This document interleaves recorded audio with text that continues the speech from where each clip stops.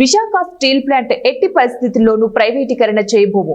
కేంద్రం నుంచి నిధులు తెచ్చి లాభాల దిశగా నడుపుతున్నామని విశాఖపట్నంలో మంత్రి డాక్టర్ డోలా శ్రీ బాల వీరాంజనేయ స్వామి అన్నారు. పింఛన్ల విషయంలో అర్హులు ఎవరిని తొలగించలేదని, కేవలం వెరిఫికేషన్ మాత్రమే జరుగుతోందని స్పష్టం చేశారు.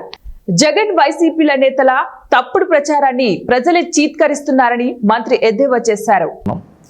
స్టీల్ ప్లాంట్ని ప్రైవేటీకరణ చేయము అని చెప్పాము, దానికి కట్టుబడి ఉన్నాం. ఈరోజు బొత్స సత్యనారాయణ గారు మాట్లాడుతూ స్టీల్ ప్లాంటు మా హక్కు, విశాఖ హక్కు, ఆంధ్రుల హక్కు అని మాట్లాడుతూ ఉన్నాడు. 5 సంవత్సరాలు మీరు ప్రభుత్వంలో మీరు ఏం చేశారు?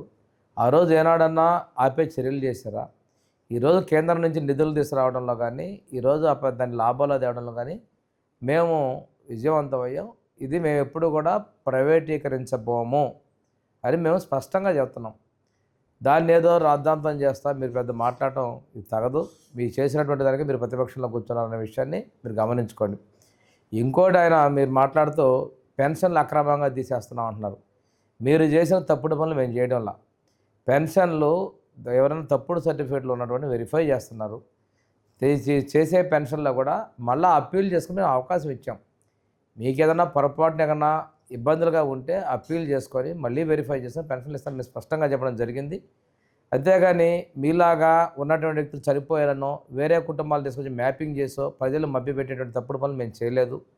ఇలాంటి అసత్య ప్రచారాలు మానుకో. ఏదో ఉన్నాం కదా, మేము ఏదో మాట్లాడాలి కదా అని చెప్పి మీరు మాట్లాడుతూ ఉన్నారు. మీ నాయకుడు చేసేటువంటి తప్పుడు విధానాలని మీరు